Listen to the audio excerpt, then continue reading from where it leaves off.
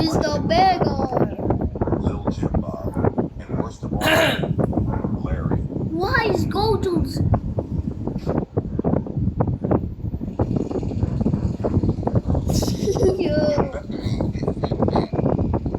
Again. The hacker versus react to this but for penny.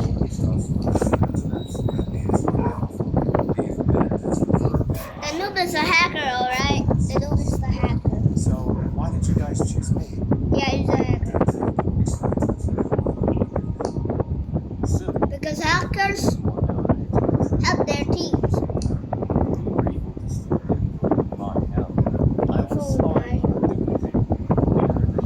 They muted and hurt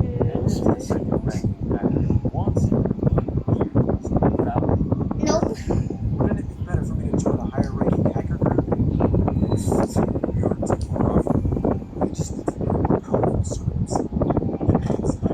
Those are scripts. Hex? Since you're already here, you might as well stay. And probably like Nah, I'm not. Hey, yo. What just a cat? Oh, that's cool. That's cool.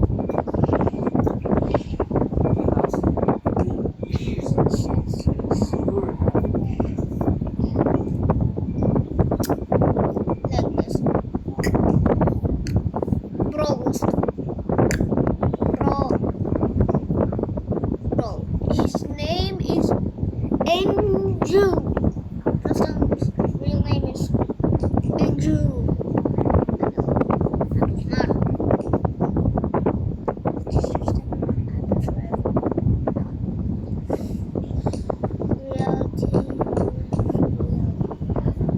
The Kraken died?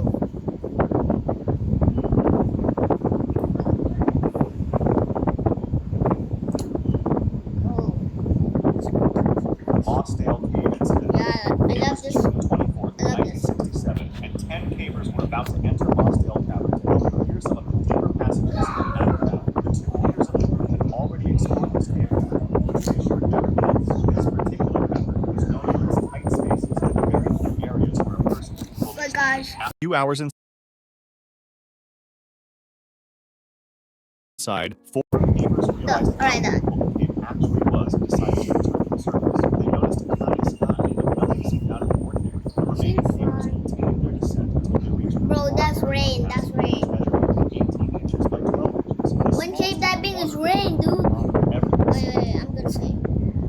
When raining while cave diving is dangerous because you can just slip and get stuck. Well, and the group on the surface soon noticed that it had started raining. Yeah, I said. Initially, the rain did not seem concerning, but the cavers inside began to notice rising water levels. See? When the water became alarmingly high, they decided to end the day's work and head back, even though they were still 3 hours from the entrance. Meanwhile, the surface group spotted something terrifying, a lake of water that formed around the cave's entrance. The cavers inside had no idea how much water was about to flood the cave. The surface group ran to get help, while the cavers frantically tried to reach higher chambers. However, the water continued to rise, pressing toward their faces. Rescuers and hundreds of volunteers worked tirelessly, pumping water out of the cave and pumping oxygen inside, hoping that the cavers had found a safe chamber. Unfortunately, every one of the cavers drowned. Shaft sinkhole tragedy. It was May 28, 1973, when a group of 9 diving experts were Yeah, it's not diving down the Alligator Shaft sinkhole. This sinkhole had a unique feature. There was only a tiny opening leading to a cave with the lake 20 feet. I got From this that. opening, a beam of light went down into the cave and onto the lake, which was extremely helpful for the divers. This beam was visible throughout most of the cave, unless divers ventured too deep to one of the two sides. Ow, ow, ow. Everyone initially agreed that they would stay within a 200-foot maximum depth range so they could remain in the main chamber and still see the guiding light. This was their only goal. On the second day, however, 4 divers planned to go to the western section of the cave, No! aiming for a depth of That's dangerous, dude. which would have been a this was deeper than initially intended and posed a significant risk, thus igniting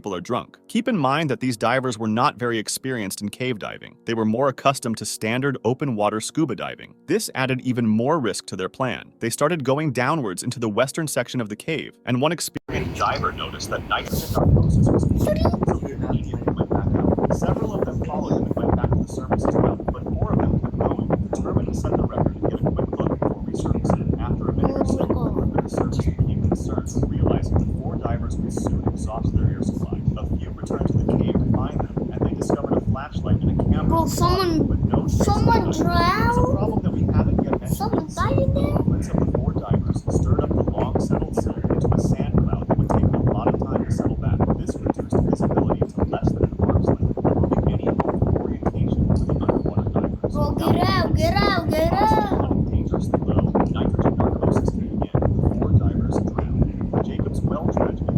You can't go up. You are black. University named Richard and Clark are about to enter Jacob's Well, an underwater hole that leads to an underwater cave. This hole seems relatively shallow, around 25 feet, and many people try to touch the bottom and then come up. However, this is just a deceiving appearance because it actually leads to another underwater cave. Bro, you can't say it. There's an end pool. That's an end But the pool. third one has a really small squeeze to get into. If you manage to squeeze through, you'll enter a room that is 10 feet tall, and you'll see a really small hole at the farthest edge, too small to pass through. This small tunnel is just 2 feet in diameter. If a robot was in there, not there. Robots. 2 years prior, Robots can't touch water.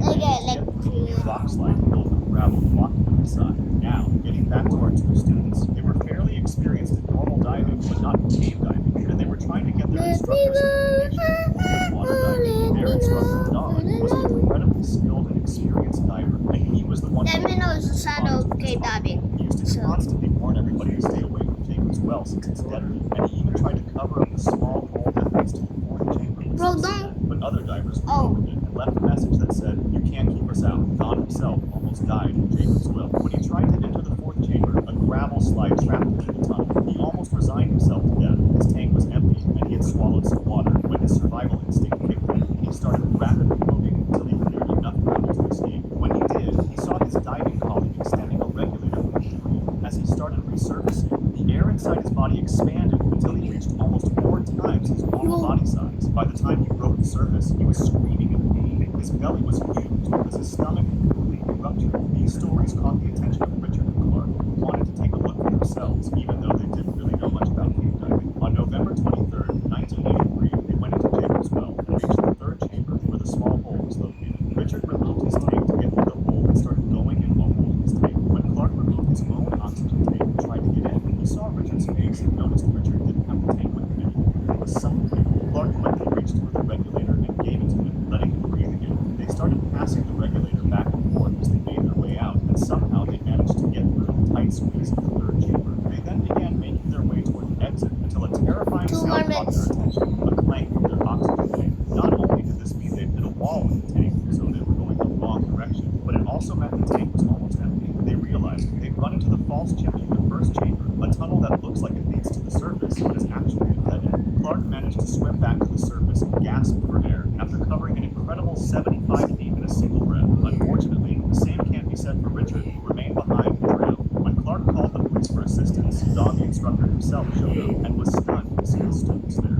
Gollum's Cave. It's August 18, 2005, and a group of 5 friends decided to venture into the One more Gollum minute, Cave, one more also minute. called the Cave of Death because of how dangerous it was. They reached the entrance at 3 a.m., and one of the friends decided to wait for the others outside. They encountered their first problem when actually trying to get in, as they had to crawl through a small pool of water. After that, there was a fork going left and right, and they chose left, which led them to another small pool of water. This seemingly innocent pool, however, actually led to another section of the cave to an underwater tunnel. Bro, The you tunnel can't itself jump was there. really small, just 3 to 4 feet in diameter. To get through it, you had to be completely submerged. This meant only one person at a time could go in, and they had to swim about 15 feet. One by one, they started plunging into the pool of water to reach the other side of the cave, and once they made it, they discovered a section with about 3 feet of airspace. From the perspective of the friend who stayed outside, there was no sound or light coming from inside the cave, and after a while he started getting worried. He went into the cave himself, but heard no noises and saw no lights. Not sure what to do, he first called some friends who had experience with caves, then called the police. He couldn't have imagined what was happening